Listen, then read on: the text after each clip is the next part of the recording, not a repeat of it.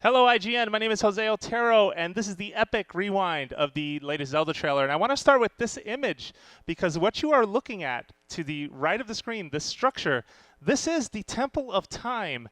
And as you can see, you've rarely seen the Temple of Time look worse than this. In fact, in Twilight Princess is the only time maybe that you've seen sort of what Temple of Time that has been destroyed. So this is a thing in Zelda Breath of the Wild. Now we do know from story detail that this is Link has been asleep for 100 years.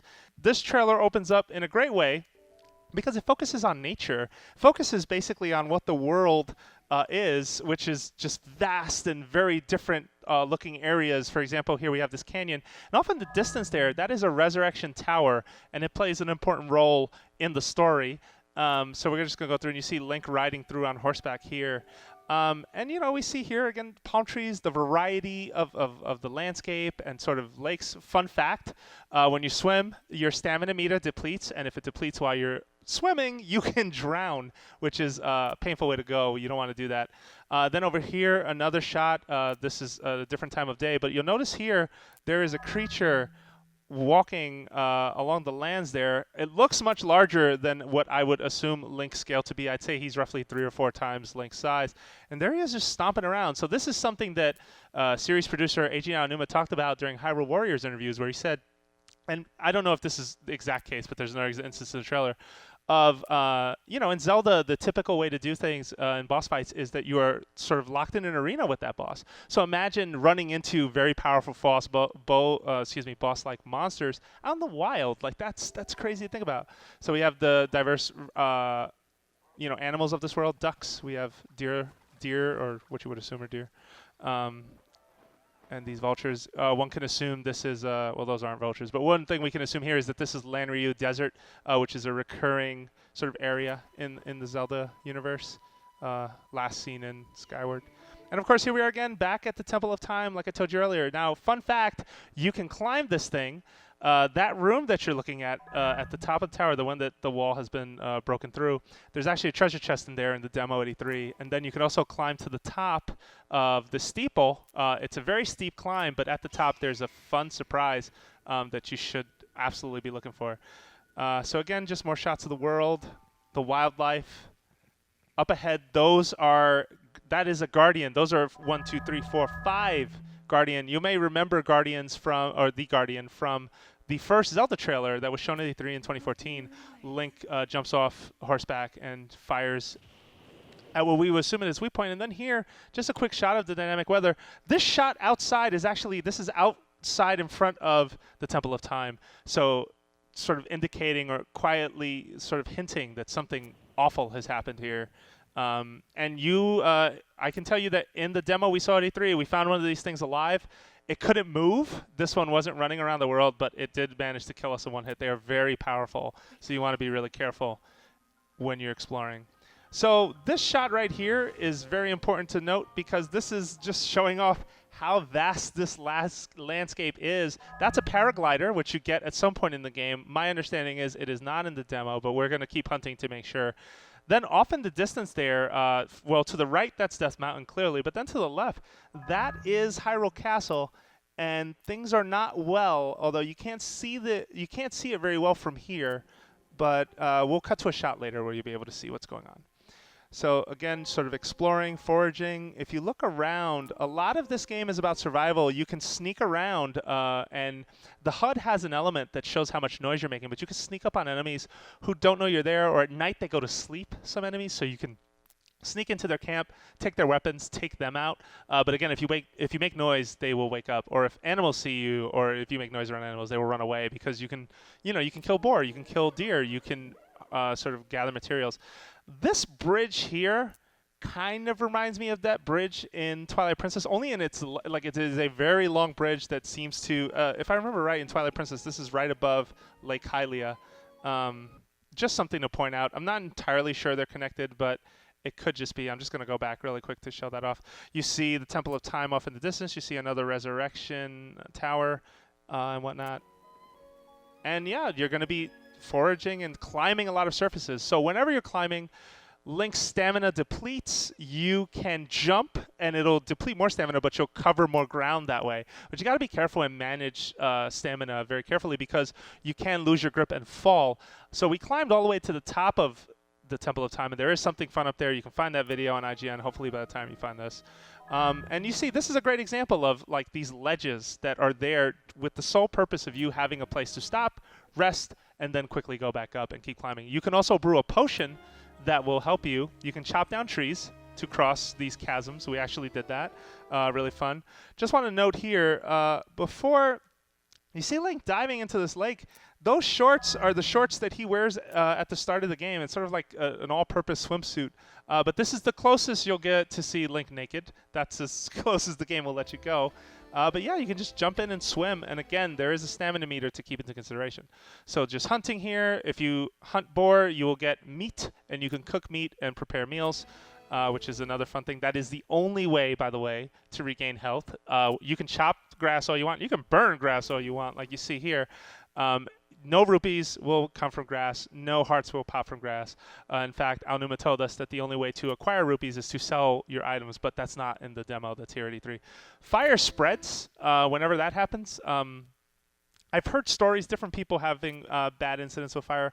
I will say that I lit a small area up and it quietly went out, but I've heard that it can spread pretty far in some cases, especially if you walk around like Link is there. This is an example of cooking. Let's see what's in the pot. That's an acorn. That's a mushroom. That's possibly a truffle. And I don't know what that other thing is. But basically, there are recipes in the game. And if you blend them together, you will have food that will replenish health more. Or in some cases, will add an additional heart container to your life meter, which is also just an important thing to point out. And if you look at Link, I love that he bounces around waiting, just watching all of this, all of the food cooking, essentially. And then that reaction at the end as he gets what he wants. So knocking down a beehive to then scare this bokoblin. You can also push boulders off of cliffs. Now, I actually did that, and it didn't work out for me. It got one of them, but not the other. So just another example of how dynamic this world can be. Then that is the Sheikah Slate that we see there. It's an important item in the game.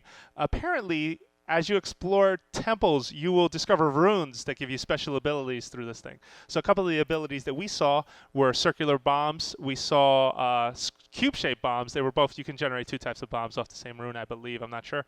There was also magnesis, it's what it's called, and I actually showed in the trailer. I'm not sure what this one is. This might be, as we were leaving our demo, there was a rune that had to do with manipulating frost or freezing things. I'm assuming that's what's happening here. Just creating a block out of the lake here to be able to cross, or this little this little lake here. Now that's magnesis. He's pulling a metal. This kind of turns you into Magneto in Hyrule, which is a weird thing to think about. But you'll be able to pick up metal objects and manipulate them. So that is a very cool thing. And then here you'll see he basically took it over to this bokoblin camp and he dropped it on them. And that's another way to sort of handle your business and fight enemies. Here you see an example of some extreme weather. This is not friendly, clearly. But in Nintendo's press release, it says that lightning can be attracted to Link's weapons. That kind of freaks me out. I haven't had an instance of it, but it's something just to think about. And then here, okay, slight spoiler coming up. Go away for a minute and go. So this is basically the first resurrection tower that you activate in the game. And off in the distance there, you see Hyrule Castle. And that thing swirling around Hyrule Castle, that is Calamity Ganon. He has been ravaging the land for 100 years. And if he gains enough power, he will end this world. That is what you're told. All right, and spoiler. If you're back, hopefully, if not, I'm sorry. I didn't mean to spoil Zelda for you. Here we're going to see some examples of combat. So right here, Link is using a spear. And if you time your dodge, which is the jump button, you will initiate a slow-mo, just like that, slow motion effect. And then you can just unload on an enemy, take a bunch of flurry swipes. That includes smacking enemies out of the air. Here he does multiple stabs. That is an axe, and he sort of does a jumping attack with it. That's a charged-up attack there. We're just going to see it one more time because you should. And you see there, he does that flip in the air. Notice his clothes, too. He is dressed for the winter, that Link. And you need that in colder areas of the demo. Otherwise, you are taking frost damage. You are losing health because of how cold it is. And there, trusty spin attack. Although, before I start talking about Link's armor there and how that looks like a Hylian shield, this blade almost looks curved. I did not see this blade in my playtime. Look at those boots as well. The kind of attire you can pick up in this game is very important because it can help you survive the elements, essentially. I don't know if this particular set has anything to do with the desert and survival there, but this is clearly nighttime.